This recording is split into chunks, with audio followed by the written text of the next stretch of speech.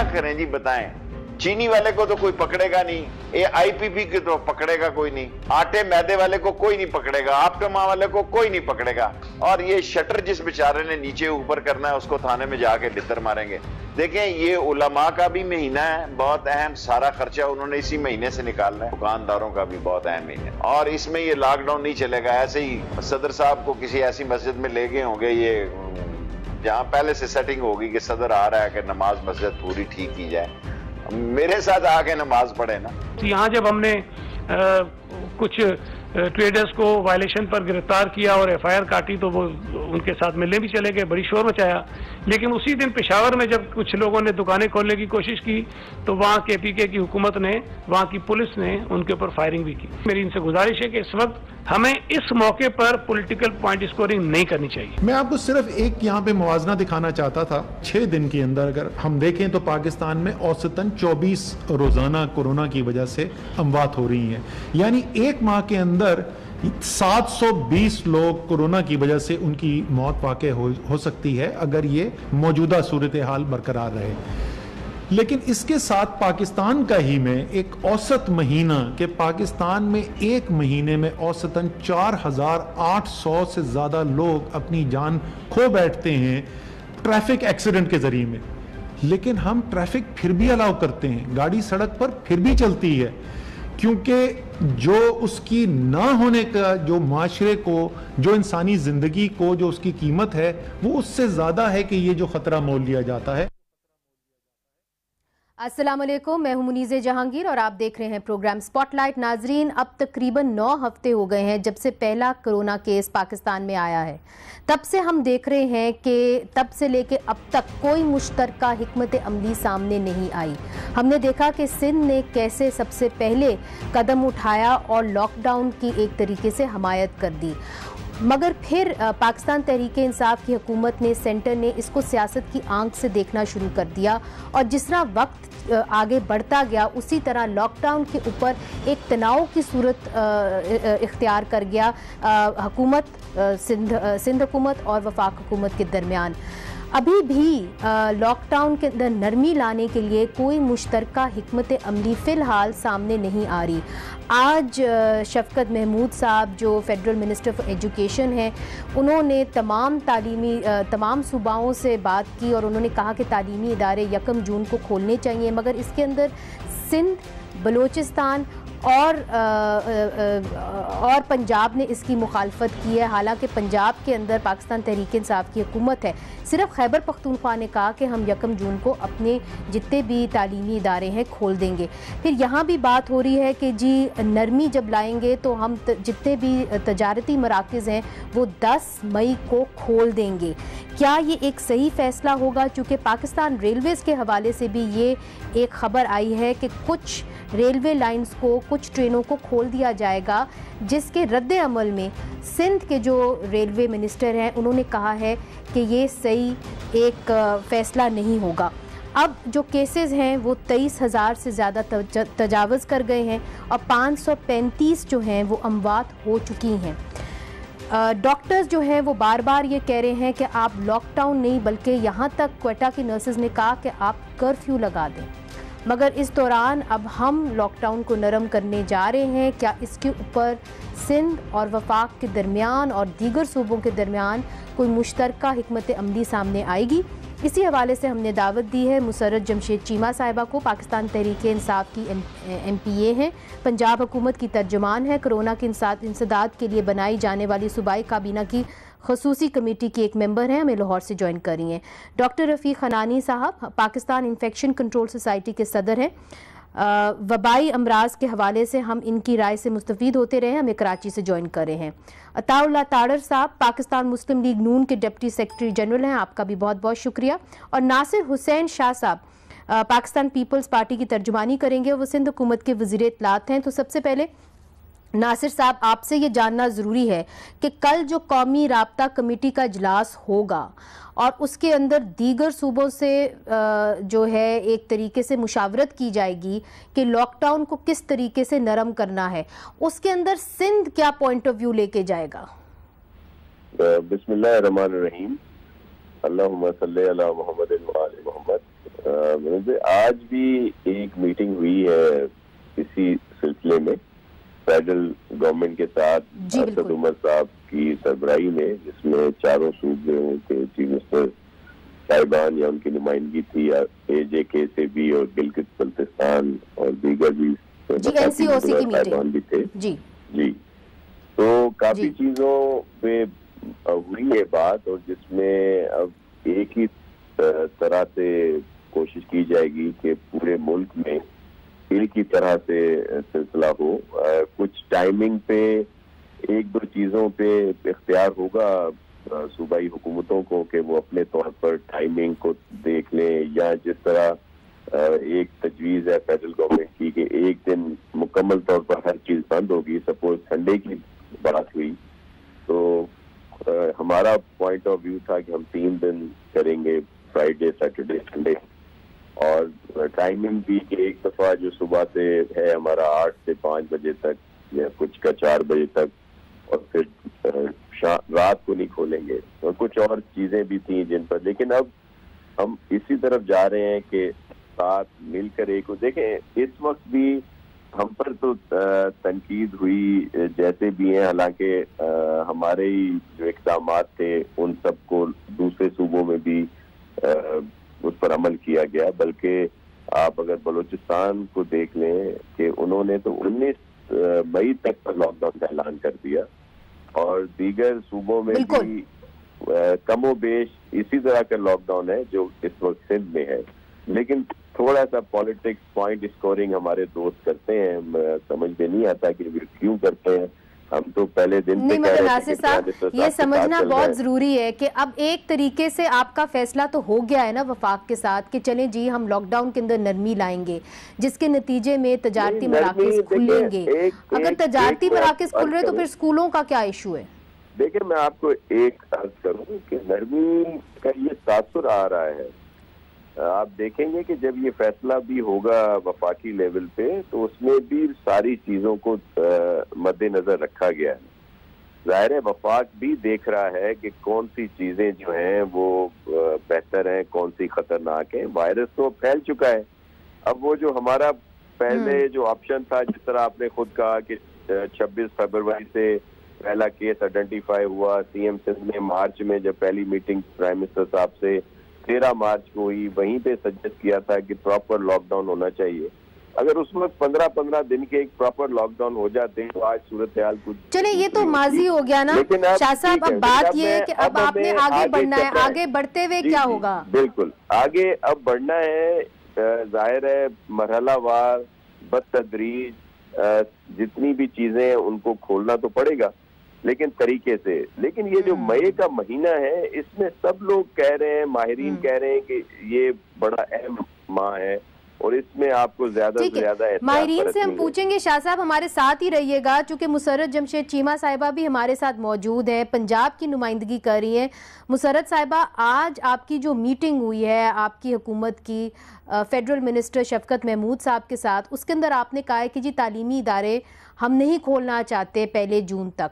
अगर तजारती मराकज़ आप लोग खोल रहे हैं और बाकी सनतें आप खोल रहे हैं तो फिर एजुकेशन जो है तालीमी इदारे जो ज़्यादा ज़रूरी हैं खोलने, वो क्यों नहीं खोल रहे?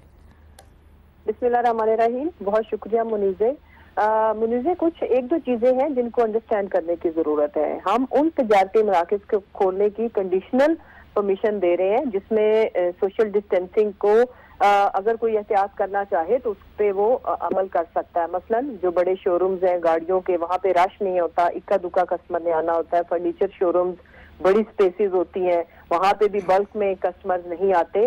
इसी तरह वो इंडस्ट्रीज जहाँ पे कुछ SOP फॉलो करके रोजमर्रा जिंदगी को आगे बढ़ाया जा सकता है और कुछ लोगों को हौसला और सहारा मिल सकता है। लेकिन जहाँ तक रहेगी स्कूलों की बात, स्कूलों में आपको पता है कि हमारे जो गवर्नमेंट स्कूल हैं या बहुत सारे प्राइवेट स्कूल भी वो गुंजान आबाद इलाकों में हैं। क्लासरूम्स के अंदर स्पेस उस तरह से बच्चों की वो सोशल डिस्टेंसिंग नहीं की जा सकती, और ये हमारा हतमी फैसला नहीं है। पंजाब गवर्नमेंट एक हिकमत अमली के तहत चल रही है। हम लोग जो डिसीजन मेकिंग कर रहे हैं वो हम फर्ज करें कि by the end of this month we will decide कि हमें ये छुट्टियां प्रोलॉन्ग करनी है या हमने ओपन वाली सिचुएशन पे जाना, लेकिन उस वक्त हालात क्या होंगे, ये बहुत सारी चीजें अब क्लियर हो जाएगा। हमारे अगर लोकल स्प्रेड जिस तरह से खुदा ना खास्ता बढ़ता है तो फिर स्कूल हम बिल्कुल भी नहीं खोल रहे, और अगर फर्ज करें कि सिचुएशन अंडर कंट्रोल होगी तो फिर खोलने की ऑप्शन मौजूद है। लेकिन इम्पोर्टेंट चीज जो मैं आपसे शेयर करना चाहती हूँ मुनीज़े, वो ये कि देखें जो हर सुबह है या इवन अब हम तो स्मार्ट लॉकडाउन पे चले गए डिस्ट्रिक्ट लेवल तक। मसलन अब हमने ये जो स्मार्ट टेस्ट की जो सैम्पलिंग की हमने एक ड्राइव शुरू की है, जिसमें इनिशियली हमने लाहौर, मुल्तान, पिंडी, फैसलाबाद और गुजरांवाला के जो हमारे 6 मुसरत साहबा, मैं स्मार्ट लॉकडाउन के ऊपर वापस आऊंगी क्योंकि ये एक अलग टॉपिक है, मतलब इसको हम अच्छी तरीके से देखना चाहते हैं। मगर स्कूलों के ऊपर जो बात हुई है, तारिर साहब भी हमारे साथ मौजूद हैं।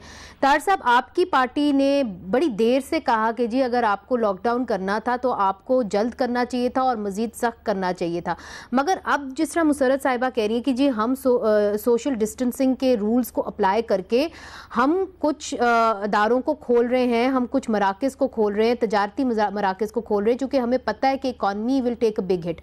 आपकी जो पार्टी हमेशा इकॉनमी के हवाले से मानी जाती है कि उनका एक आप समझ लें इन्फ्लुएंस है, या आप समझ लें अंडरस्टैंड करती है इकॉनमी को, तो आप इस मामले को कैसे देखते हैं? They have a point that अगर ये नहीं खोलते तो फिर इकोनॉमिक डाउनफॉल तो होगा।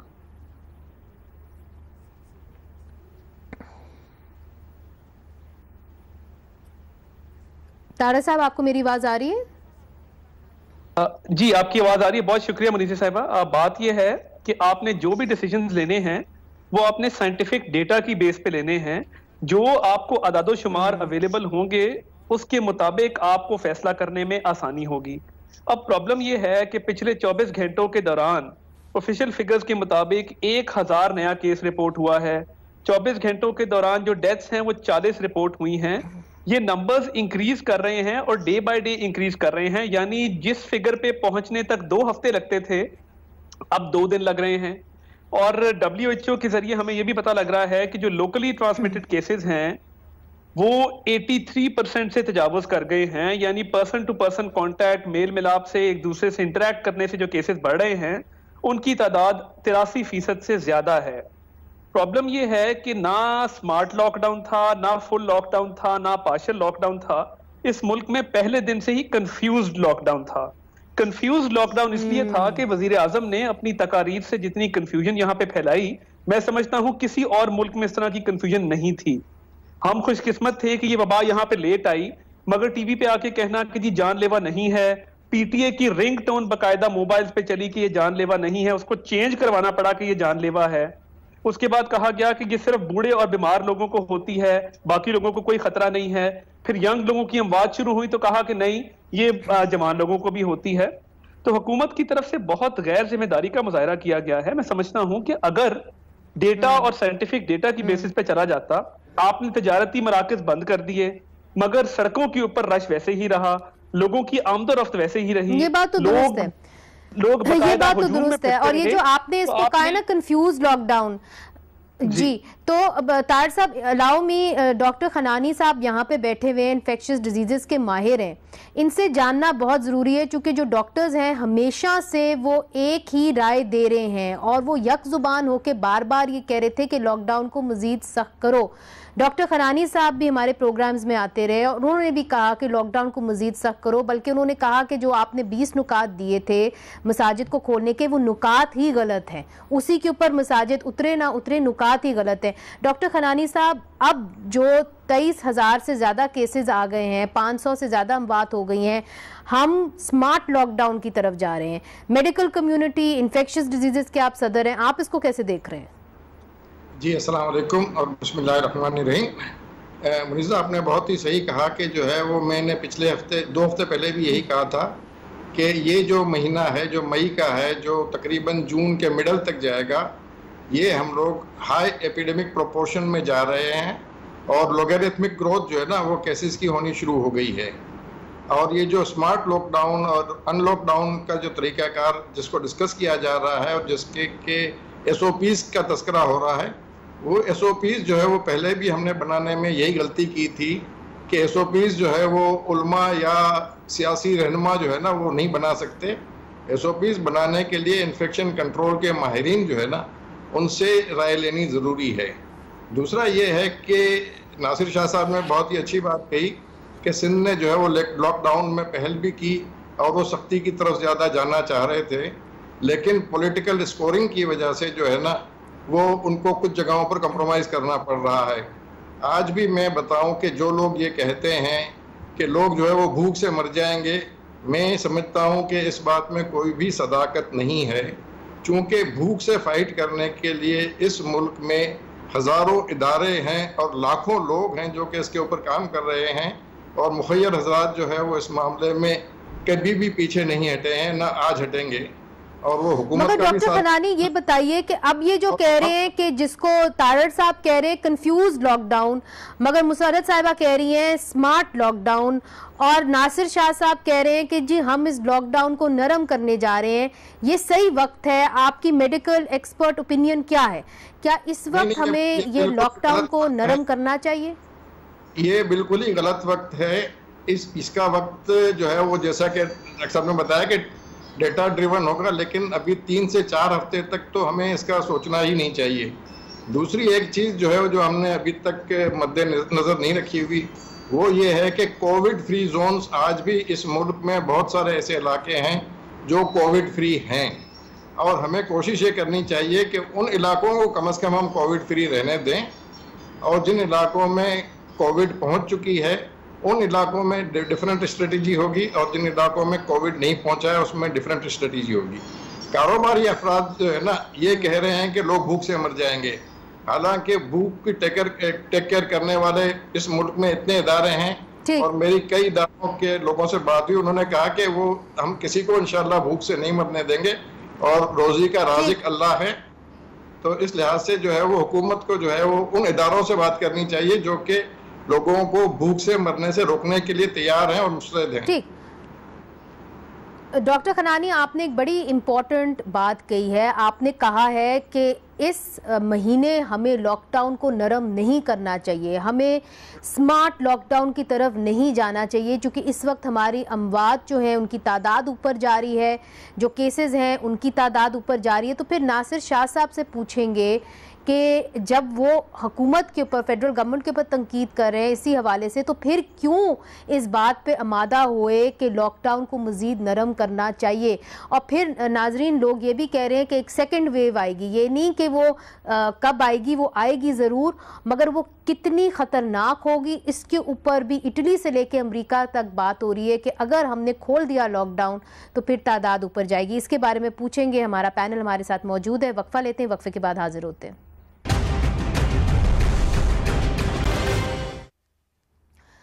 वेलकम बैक नाजरीन। ब्रेक से पहले डॉक्टर खनानी जो इन्फेक्शियस डिजीज़ के एक एक्सपर्ट हैं, उनकी ये राय है कि इस महीने हमें लॉकडाउन को नरम नहीं करना चाहिए।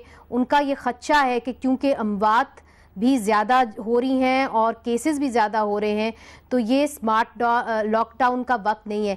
नासिर शाह साहब, आपका हमेशा से तनाव रहा है सिंध हुकूमत का, और आप लोग हमेशा कहते रहे कि लॉकडाउन को सख्त करना चाहिए था, जल्द करना चाहिए था, मगर अब आप लोग नरम करने जा रहे हैं लॉकडाउन को, तो ये इसका जवाब क्या है फिर, अगर डॉक्टर्स आपको अगर ये कह रहे हैं तो? आपको जी नासिर साहब। जी नासिर साहब, आपको मेरी आवाज आ रही है? हम इसको कोई नरम कर रहे हैं या कोई इस तरह की बात है। चीनी माहिरीन की राय के मुताबिक और पूरी दुनिया के हालात देखते हुए चेयरमैन बिलावल भुट्टो जरदारी साहब की हिदायत पर सीएम सिंध ने लॉकडाउन और ये सारे इकदाम हमने किए, और अब भी आज की मीटिंग में भी सीएम साहब ने ये सारी चीजें रखी कि देखें सब माहिरीन कह रहे हैं कि मई जो है उसमें बहुत ज्यादा एहतियात की जरूरत है और उसमें एहतियात करें। और इस पर मैं आपको अर्ज करूं कि सब लोग मानते हैं ये बात। अब सिर्फ जो मैसेजेस आते हैं ना, ये जो सिग्नल्स आते हैं कभी पॉलिटिक पॉइंट स्कोरिंग के, उसकी वजह से ये सारा सिलसिला कंफ्यूजन पैदा होता है कि कोई कौन चाह रहा है। मैं देखें आपके इसमें PMLN के नहीं, मगर मुझे आपकी बात समझने दें, क्योंकि ये बात समझनी आपकी बड़ी जरूरी है। आप ये कह रहे हैं कि स्मार्ट लॉकडाउन सिंध हुकूमत मजबूरन कर रही है। जी देखिए, मैं आपको अर्ज करूं कि एक चीफ जस्टिस साहब का भी हुक्म आया है, फैसला आया है कि भाई जो भी है एक जैसा आप सबको बनाना है तरीके का। तो इस वजह से हमें जाहिर है उसी से जाना पड़ेगा, लेकिन हमने अपने तहफ़्फ़ुज़ात रखे हैं। और मैं आपको एक और अर्ज भी करूं कि मीडिया पे या दीगर टॉक शोज में आकर कोई भी बातें होती हों, लेकिन जितनी भी पार्टीज के लोग हैं, असद उमर साहब हैं या दीगर जो भी लोग हैं, वो इस बात की अहमियत को समझ रहे हैं कि लॉकडाउन ही इसका हल है, एहतियाती तदाबीर ही हल है। अब वो नाम और रखते हैं। मैं अप्रिशिएट करूंगा आपके पास बैठे हुए हैं PMLN के नुमाइंदे कि देखिए इस वक्त पॉलिटिकल पार्टीज बजाय पॉइंट स्कोरिंग की अगर वो अच्छी बात कह रहे हैं, मैंने देखे कुछ टॉक शोज में PMLN के लोग सपोर्ट कर रहे हैं कि लॉकडाउन होना चाहिए, क्योंकि वो पंजाब या दीगर जगहों पे उन्होंने किया हुआ है वहां की हुकूमतों ने। हमें समझ नहीं आ रही कि हमारे यहाँ क्यों पॉइंट स्कोरिंग की जाती है। वही लोग मिसाल के तौर पर PTI के जो हमारे दोस्त हम पर तनकीद करते हैं यहाँ पे, वो बलूचिस्तान की बात जब उन्होंने 19 मई तक कर दिया, कोई बात नहीं कर रहा। KP में इतना सख्त लॉकडाउन है, उसकी बात नहीं की जाती। पंजाब में काफी हद तक लॉकडाउन है। मैं आपको अर्ज करूं, मगर इसी तरह मुसर्रत साहिबा से पूछते हैं, मैं वही कह रहा हूँ कि मुसर्रत साहिबा देखिए ये इनको मुसर्रत साहिबा वालों को तो बड़ा एज हासिल है। ये तो बड़े खुशकिस्मत लोग हैं कि इनकी जो पॉलिटिकल पार्टीज है वहाँ की, PMLN जो एक बड़ी पार्टी है पंजाब की, वो कह रही है कि प्रॉपर लॉकडाउन मजीद होना चाहिए। हमें समझ नहीं आ रहा कि सिर्फ पॉइंट स्कोरिंग के लिए हमारे दोस्त यहाँ पे ये बात करते हैं। अच्छा, ऐसा नहीं होना चाहिए। चलिए मुसर्रत साहिबा से पूछ लेते हैं। मुसर्रत साहिबा, नासिर शाह साहब समझते हैं कि आप बड़े खुशकिस्मत हैं कि आपके सूबे के अंदर पाकिस्तान मुस्लिम लीग नून जिस तरीके से ऑपोजिशन कर सकती थी लॉकडाउन के खिलाफ, उन्होंने नहीं की और आपने सुकून से लॉकडाउन किया। ट्रेडर्स भी आपके खिलाफ जब बोले तो फिर ऑपोजिशन ने उनका साथ नहीं दिया। अब सवाल ये, डॉक्टर खनानी और बहुत सारे तिब्बी माहिर ये कह रहे हैं कि अगर आप खोलेंगे तो अमवात भी ज़्यादा होंगी, केसेस भी ज़्यादा होंगे और सेकेंड वेव आएगी। उसके हवाले से आपने क्या सोचा है? आपने आफ्टर ऑल इसके ऊपर कोई ना कोई रिस्क फैक्टर तो आपने देखा होगा, बात की होगी इस पे। जी मुनीज़े, देखें मेरे भाई अभी जो फरमा रहे थे, देखें बात कहने का मकसद ये कि आपने बड़ा क्लियर सवाल किया, अच्छा सवाल किया कि जब आपने लॉकडाउन पहले अनाउंस कर लिया और वैसे भी फेडरल गवर्नमेंट के साथ ये लाइनअप नहीं करते, उसकी वजह ये कि 18th अमेंडमेंट के बाद सूबे फ्री हैं, वो जहां जरूरी समझते हैं अपनी ग्राउंड रियलिटी के हिसाब से डिसीजन मेकिंग कर सकते हैं। तो मेरा जो कहने का मकसद है वो ये है कि कमोबेश बाकी तमाम प्रोविंसेस में भी यही हुआ जो सिंध में हुआ, लेकिन ये कि अब ये कि ये लॉकडाउन को जो ईज आउट करने जा रहे हैं खुद प्रैक्टिकली, लेकिन ये उसकी मुखालफत भी कर रहे हैं। ये डिफरेंस है कि प्रैक्टिकली स्टेप्स ले रहे हैं लेकिन डिफरेंस ऑफ ओपिनियन फिर दे रहे हैं। एक तो ये मेरा पॉइंट है। दूसरा जो अभी डॉक्टर खनानी साहब ने बड़ी इंपॉर्टेंट बात की वो ये कि कुछ हमारे, अगर मैं पंजाब की बात करूं मुनीज़े, तो 15 से 20 अजला ऐसे हैं जो ऑलमोस्ट कोविड फ्री है, यानी कि जहाँ पे इक्का दुक्का केसेस है, few cases, less than number 10 से नीचे है। देखें वो कह रहे हैं कि अगर आप खोलेंगे तो ये ना हो कि वो भी कोविड फ्री ना रहे। नहीं, मैं जो बात अब कंप्लीट सुने मुनीज़े, उसमें जो अगला इंपॉर्टेंट चीज है वो ये है कि हम ये जो सैम्पलिंग कर रहे हैं, हम ये जो रैंडम टेस्टिंग कर रहे हैं, उसमें हम ये करेंगे कि जो इलाके या जो डिस्ट्रिक्ट या एक शहर के अंदर भी जो मुख्तलिफ इलाके हैं जहाँ पे कोरोना पॉजिटिव नंबर ज्यादा है या है, उनको हम दूसरे इलाकों के साथ हम ऑलरेडी ही इस पैटर्न पे काम कर रहे हैं कि हम उनको कंप्लीट लॉकडाउन करे हुए हैं और जहाँ पे थोड़ी बहुत रिलैक्सेशन दी जा सकती है हम उन इलाकों को रिलैक्सेशन दे रहे हैं और ये देनी पड़ेगी। वजह ये है कि कराची देखें, सिंध ने जो भी हार्ड लाइन ली उसके बावजूद आज वो इस ऑप्शन पे जा रहे हैं क्योंकि पूरी दुनिया जा रही है। आप 1.5 साल तक लॉकडाउन नहीं रख सकते। उससे ज्यादा इंपॉर्टेंट चीज स्मार्ट लॉकडाउन की टर्म पूरी दुनिया मानने जा रही है, उन्हें करना पड़ेगा, दुनिया की बेस्ट इकोनॉमीज को भी, और पाकिस्तान भी मुतहम्मिल नहीं हो सकता। आप एग्रीकल्चरल बेस्ड कंट्री है, आपकी 60 to 70% पॉपुलेशन। और एक मैं आखिरी बात मुनीज़े, देखिए जो भाई आप हमारे पे रश कर रहे हैं ना, बेसिकली अगर हम लॉकडाउन कंप्लीट लॉकडाउन की ऑप्शन पे जाते तो ये मैं दावे के साथ कह रही हूँ कि पीएमएलएन खड़ी होके ट्रेडर के साथ भी प्रोटेस्ट कर रही होती। पीएमएलएन का एक ही मकसद है कि गवर्नमेंट ने जो भी काम करना है उसको क्रिटिसाइज करना है, और जहां कहीं से भी गवर्नमेंट की पॉलिसी के अगेंस्ट बात आनी है उसका इन्होंने हिस्सा बनना है। This is the only agenda जो लंदन ठीक है, तो तारड़ साहब से पूछ लेते हैं। तारड़ साहब यहाँ पे हमारे साथ मौजूद है। मुसर्रत साहिबा ये कह रही है तारड़ साहब कि जी मैं आपकी बात समझ गई हूँ कि अगर हमने ये कहा होता कि जी हमने लॉकडाउन को ईज नहीं करना तो फिर आप लोग जो है वो ट्रेडर्स के साथ हो जाते। उनका ये कहना है कि जो वो स्टांस लेते हैं उसका ऑपोजिट स्टांस जो है वो पीएमएलएन ने लेना होता है। मगर देखिए तारड़ साहब, अब आपने कंफ्यूज लॉकडाउन की बात तो की, इसके अंदर आपकी बात में दम है, मगर अब सारी इकोनॉमीज जो है दुनिया की वो मुसर्रत साहब अलाउ मी मैं फिर आपकी जानिब आऊंगी कि वो ये कह रही हैं कि जी हर जगह लॉकडाउन जो है वो नरम हो रहा है। देखिए मुनीर साहब, पहली बात तो ये है कि हम वो लोग थे जिन्होंने मिसाके मईशत की बात की, इनकी तरफ दोस्ती का हाथ बढ़ाया, इनकी कॉल की हुई मीटिंग में गए।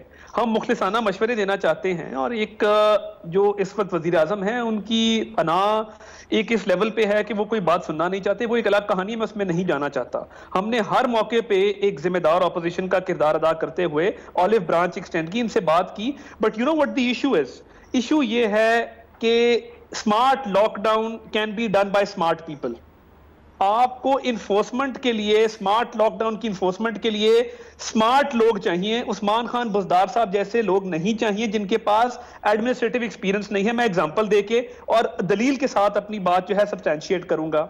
आपके पास एक एडमिनिस्ट्रेटिव टियर था यूनियन काउंसिल का, पंजाब में 4015 यूनियन काउंसिल्स थी, एक सिंगल नोटिफिकेशन से यूनियन काउंसिल का एडमिनिस्ट्रेटिव टियर खत्म कर दिया गया है। आपके पास 50,000 लेडी हेल्थ वर्कर्स हैं, आपके पास पोलियो वर्कर्स हैं, आप उनसे काम लीजिए। और लॉकडाउन देखें, आपने लोगों तक जो अशिया खुर्दोनोश पहुंचानी है, आपने लोगों तक जो रिलीफ पहुंचानी है, आपके पास इतना बड़ा एडमिनिस्ट्रेटिव सेटअप है, आपने लोगों की आमदोरफ्त जो है वो खुली रखी, रश सड़कों पे रहा, रश गली मोहल्लों में रहा, रश बाजारों में रहा। जब आप लॉकडाउन इन्फोर्स नहीं कर सके, अब जब पीक आ रही है तो आप लॉकडाउन ईज करने जा रहे हैं। प्रॉब्लम सिर्फ इन्फोर्समेंट, इम्प्लीमेंटेशन और रिव्यू का है, तीन चीजों का। एक चीज क्लियर करें, पाकिस्तान मुस्लिम लीग नून का मौकफ क्या है कि इस पॉइंट पे जहां पे हम खड़े हुए हैं आज के दिन, क्या लॉकडाउन को ईज नहीं करना चाहिए? क्या लॉकडाउन को, जिस तरह खनानी साहब, डॉक्टर खनानी कह रहे हैं, मजीद सख्त करें आप? मैं उसी तरफ आ रहा हूं। देखिए बात यह है, आपने एक फैसला किया कि आपने जो कंस्ट्रक्शन इंडस्ट्री है, जो ये लैंड डेवलपमेंट है, डेवलपर्स की इंडस्ट्री है, उसको आपने मराद देनी है, आपने उसको एक बेल आउट पैकेज देना है। उसका रिव्यू किधर गया? आपने महीना पहले अनाउंस किया, आपने रिव्यू नहीं किया। आपने उलेमा के साथ मीटिंग की, आपने उसके बाद इंप्लीमेंटेशन के हवाले से उनसे दोबारा मीटिंग की, रिव्यू लिया। आपने ताजरों को टेबल पे क्यों नहीं बिठाया? अंजुमन ताजरान हैं, बाकी एसोसिएशंस हैं, उनसे मसाइल पता करके आपने एक इन्फॉर्म डिसीजन मेकिंग क्यों नहीं की? हमारा इसमें सिर्फ एक डिमांड है कि लॉकडाउन को ईज तब किया जाए जब साइंटिफिक डेटा और डॉक्टर्स की राय ये हो कि अब जो है अमवात भी कम है, केसेस की रिपोर्टिंग भी कम है, इसलिए अब लॉकडाउन ईज हो सकता है। आपने स्मार्ट लॉकडाउन भी करना है और कई जगहों पे ताजरों को छूट देनी है, तो उसको फिर प्रॉपरली किसी मैकेनिज्म के तहत करके, एसओपीज के तहत करके उसका रिव्यू लिया जाए। देखें, अंडर रिपोर्टिंग का एक बहुत बड़ा मसला है कि स्पीकर नेशनल असेंबली, अल्लाह ताला उनको सेहत दे, उनका पहला टेस्ट जो है वो फॉल्स नेगेटिव आया और दूसरा टेस्ट फिर पॉजिटिव आया। तो बात यह है कि बहुत सारे मसाइल हैं। लॉकडाउन ईज तब करें जब साइंटिफिक डेटा हो और डॉक्टर्स कहें, और स्मार्ट लॉकडाउन की प्रॉपर एनफोर्समेंट करें। नहीं, ये जो बात आपने की है ये बहुत जरूरी है। डॉक्टर खनानी, आपकी एक्सपर्ट एडवाइस चाहेंगे, इसलिए चूंकि इटली से लेके अमेरिका तक डॉक्टर ये कह रहे हैं कि सेकेंड वेव आएगी। आपने तारड़ साहब की बात सुनी, आपने मुसर्रत साहिबा की बात सुनी, ये जो हुकूमत करने जा रही है आप इसको कैसे देखते हैं? इसलिए बिकॉज ये भी तो आपने एक बात कही थी कि जो उन्होंने 20 नुकात बनाए हैं मसाजिद के साथ वही गलत हैं। आपने तो कहा कि मसाजिद उसकी खिलाफ वर्जी करें या ना करें, वो 20 नुकात ही गलत हैं जिसके तहत उन्होंने मसाजिद खोले। जी मुनीज़ा, ये आपने बहुत ही अहम बात की है और 2 पॉइंट्स में बात करना चाहूँगा। एक तो ये है कि अगर हम आज लॉकडाउन खोलते हैं तो पोस्ट सिनेरियो क्या होगा। आज शाह साहब बैठे हुए हैं, सिंध में किसी जगह पर भी वेंटिलेटर और पेशेंट्स को एडमिशन की फैसिलिटी अवेलेबल नहीं है। इतने पेशेंट्स हो चुके हैं जो हमारी कैपेसिटी से ज़्यादा हैं। और ये जो अब हमने थोड़ी सी रिलैक्सेशन की है मसाजिद के हवाले से, जिसके SOPs की आप बात कर रही हैं, मैं ये समझ रहा हूँ कि किसी भी SOPs में और किसी भी हुकूमत ने, चाहे वो फेडरल हो या प्रोविंशियल हो, उन सब में इस किस्म के डिसीजन मेकिंग के लिए इसके एक्सपर्ट से पूछना ज़रूरी है और पॉलिटिकल फैसले न करें। हम लोगों की ज़िंदगियों से न खेलें। हम लोगों को कहते हैं कि भाई लोग भूख से मर जाएंगे, हम महीने के 15, 20, 25 हज़ार रुपये तनख्वाह उन लोगों को देते हैं। दुनिया भर से हमारे पास इतनी इमदाद आ चुकी है और हमारे लोकल लोगों की इतनी इमदाद मौजूद है कि वो किसी को भूख से नहीं मरने देंगे। तो लिहाजा इस बात की सियासत न की जाए कि अगर हम खोल के कारोबारी लोगों को जो है वो काम करने की अपॉर्चुनिटीज़ देंगे तो उनके इकोनॉमिक मसाइल हल हो जाएंगे और वो हमारे साथ हो जाएंगे। ये पॉलिटिकल गेम नहीं है। ये जो सिनेरियो जो आज से 1 महीने के बाद का मैं देख रहा हूँ कि हम लोग जो है वो खुदा न खास्ता ये सूरत हाल अगर ख़राब हुई तो ईद के दिनों में जो है वो इस किस्म के ख़तरनाक सिनेरियोज देख रहे होंगे कि मरीज़ों को जो है ना देखभाल करने वाला कोई नहीं होगा, उनकी लाशें उठाने वाले लोग नहीं होंगे। तो खुदारा इस किस्म के फैसले जो है वो पॉलिटिकल करें और एक्सपर्ट्स के साथ मशवरा करें। स्मार्ट अनलॉक करने के तरीके भी हैं। इंडस्ट्रीज़ को भी जो है ना कोविड फ्री जोन्स बनाया जा सकता है और इसमें जो है वो डेफिनेटली इंफ्रास्ट्रक्चर की थोड़ी सी डेवलपमेंट की ज़रूरत है। लेकिन ये तमाम चीज़ें मुझे अफसोस के साथ कहना पड़ रहा है कि हम लोग जो है ये डिसीजन सारे के सारे पॉलिटिकल और रिलीजियस बेसिस पर कर रहे हैं। हम ह्यूमैनिटेरियन बेसिस पर नहीं कर रहे हैं।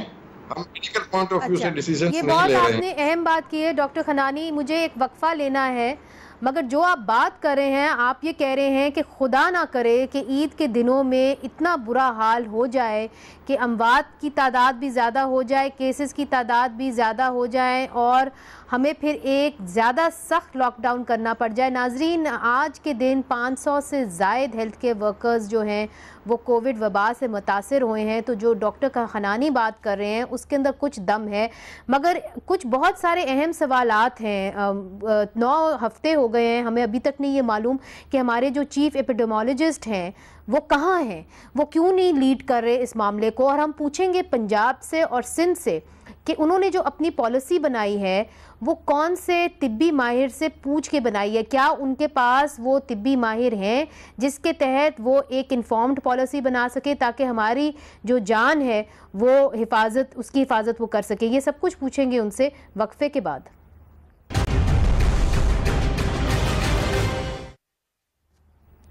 वेलकम बैक नाजरीन। मुसरत चीमा साहिबा, ब्रेक से पहले डॉक्टर खनानी साहब जो इन्फेक्शस डिजीज़ के माहिर हैं वो ये कह रहे हैं कि जी सेकंड वेव आ सकती है अगर आप इस लॉकडाउन को स्मार्ट करेंगे, लॉकडाउन को ईज़ करेंगे।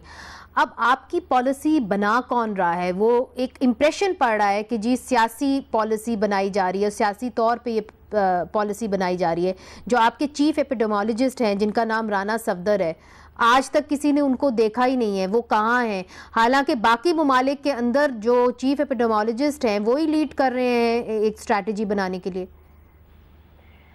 देखें मुनीज़े, सबसे पहले तो ये कि एक्सपर्ट ओपिनियन इज देयर और जो भी हमारे एक्सपर्ट्स हैं उनकी ओपिनियन के पेश नज़र ही ये जो सारा हमने ड्राइव शुरू की है, स्मार्ट सैम्पलिंग की, स्मार्ट टेस्टिंग की, एंड देन फिर हम रिलैक्स करेंगे उन एरियाज को जहाँ पे कोरोना नहीं है या ना होने के बराबर है, और हम कंप्लीट लॉकडाउन उन इलाकों को करेंगे जहाँ पे पेशेंट्स मौजूद हैं। लेकिन मैं 2-3 चीजों पे रिबटल जरूर करूंगी कि देखिए कंफ्यूजन कहीं भी नहीं है। हमारे जितने भी SOPs के तहत ही हम खोल रहे हैं, बारहा कह रहे हैं। हमारी कौन सी स्टेटमेंट है हेल्थ मिनिस्टर, प्राइम मिनिस्टर से लेकर के या जितने भी हमारे स्पोक्स पर्सन हैं कि हम कह रहे हैं कि अगर एहतियात का दामन अवाम या हम कोई भी हाथ मतलब नहीं छोड़ेंगे तो उसके बाद हमें कंसिक्वेंसेस भुगतना पड़ेंगे। लेकिन जो कंफ्यूजन का शिकार है वो PMLN की लीडरशिप है, जो लंदन से आए कोरोना से निजात दिलाने के लिए। जब आए तो उन्हें पता चला कि वो तो कैंसर सर्वाइवर है, उनकी इम्यूनिटी भी कम है, वो ओल्ड एज में है और लैपटॉप के आगे मास्क लगा के बैठ गए। ये बीमारी पे सियासत ना करें प्लीज मैडम, पढ़ी लिखी खातून है, डोंट डू दिस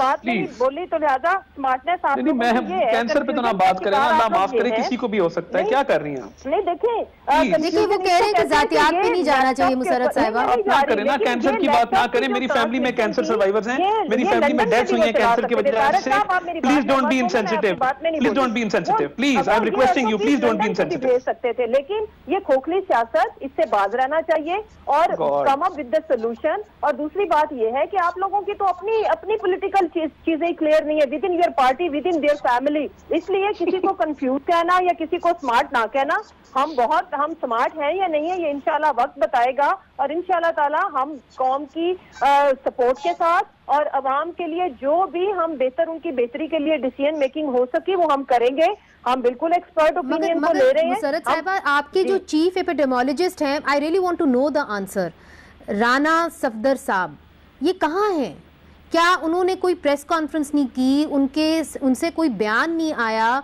बाकी दुनिया के अंदर वजीर आजम जो हैं वो पहले मिलते हैं जाके चीफ एपिडेमोलॉजिस्ट से, फिर वो बाकी लोगों से मिलते हैं।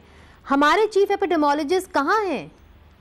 देखिए जी, एक हमारी फेडरल लेवल पे भी कमेटी बनी हुई है एक्सपर्ट्स की, जिसमें इन्फेक्शियस डिजीजेस के एक्सपर्ट्स हैं, जिसमें हमारी सारी जो भी इसमें डिसीजन मेकिंग जितनी भी हो रही है उसमें उनके ओपिनियन बजा है। और उसमें ये है कि पूरे मुल्क के जो इन्फेक्शियस डिजीजेस के एक्सपर्ट्स हैं उनको तो बहरहाल नहीं लिया जाता, लेकिन अगर कौम को चाहिए, अगर ये रिक्वायरमेंट है तो मैं सीरियस नोट ये कह रही हूँ कि हम उनको कह देंगे कि वो प्रेस कॉन्फ्रेंस भी कर दे। लेकिन चूंकि उनका काम एक्सपर्ट ओपिनियन देना है और प्रेस कॉन्फ्रेंस करना, जाहिर है कि जो हमारे जो डॉक्टर मिर्जा साहब है वो भी कर रहे हैं, हमारी हेल्थ मिनिस्टर भी कर रही है, तो अगर ये रिक्वायर्ड है, आई एग्री विद यू, तो हम उनकी स्टेटमेंट और उनको प्रेस कॉन्फ्रेंस रिक्वायर्ड नहीं है, मगर मैंने कोई खबर भी नहीं पड़ी कि वो किसी आपके इजलास में आए हों या वजीर आजम ने उनसे मुलाकात की हो। हम तो रोज अखबार पढ़ते हैं, हमने ऐसा कुछ नहीं देखा, इसलिए मैंने कहा मैं आपसे जरूर पूछूं। मुनीज़े, हमारी ये जो भी हमारी एक फेडरल कमेटी है कोविड-19 पे, और एक हमारी प्रोविंशियल, अगर मैं पंजाब की बात करूं,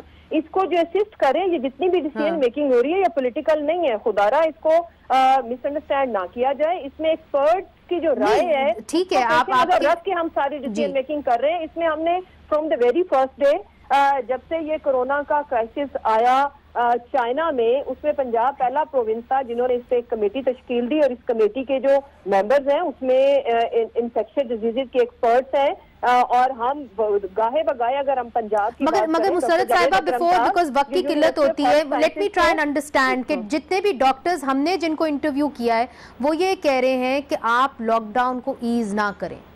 इधर डॉक्टर खनानी बैठे हुए, उनके अलावा हमने जिन डॉक्टर्स से बात की है वो तमाम ये कह रहे हैं, पीएमए इंक्लूडेड, आपकी ग्राउंड रियलिटी के पेश नजर हम कर सकते हैं, और हमने हर उन एसओपीज को हमने फॉलो किया है, we are trying to follow it, के जिनको फॉलो करके हम मैक्सिमम लोगों को बचा सकें और किसी भी बड़ी आजमाइश में जाने से बच सकें। ठीक है, तार साहब आपकी जाने पाऊंगी। Musarrat does have a point in a certain way, इसलिए चूंकि शहबाज शरीफ साहब जब वापस आए तो ऐसा लगा कि पाकिस्तान मुस्लिम लीग नून को वो अपोजिशन लीडर मिल जाएगा जो अभी तक गायब थे, मगर जब वो आए हैं वापस तो उनकी तरफ से ना ज़्यादा बयानात आए, ना ज़्यादा प्रेस कॉन्फ्रेंसेस आई। इसकी वजह क्या है? क्योंकि ये एक ऐसा वक्त था कि लोग उनको देखना चाहते थे, सुनना चाहते थे, उनकी राय हासिल करना चाहते थे कि पंजाब हुकूमत कैसे चलाई जाए, आगे कैसे बढ़ा जाए। देखिए, उन्होंने आते साथ ही एक तो जो प्रोटेक्टिव इक्विपमेंट था, पीपीईज का मसला था, वो मैं खुद उसको मॉनिटर करता रहा हूँ, उस कमेटी का हेड हूँ। गिलगित बल्तिस्तान, आज़ाद कश्मीर, सिंध, बलोचिस्तान, केपीके, पंजाब, हर जगह पे पीपीईज पहुंचाई गई। राशन की डिस्ट्रीब्यूशन हमें नमूदो नुमाइश के बगैर हम कर रहे हैं। वो भी मैं आपको फैक्ट्स एंड फिगर्स प्राइवेटली दे सकता हूँ कि हमने कहाँ कहाँ क्या क्या काम किया। प्रेस कॉन्फ्रेंस तो उन्होंने की और एक पॉलिसी स्टेटमेंट दी कि आपका इंटरेस्ट रेट क्या होना चाहिए, पेट्रोल का रेट क्या होना चाहिए, और आपको इस डिजीज से लड़ने के लिए क्या एसओपीज अपनाने चाहिए। फिर ताजिरों से अलग मीटिंग की, चेंबर ऑफ कॉमर्स से अलग मीटिंग की, और हमारी रिक्वेजिशन पे अब इजलास कॉल हुआ है। दोनों इजलास कॉल हो गए हैं, पंजाब का भी कॉल हो गया फ्राइडे को, और नेशनल असेंबली का इजलास हमारी रिक्वेजिशन पे कॉल हुआ है मंडे को। वहां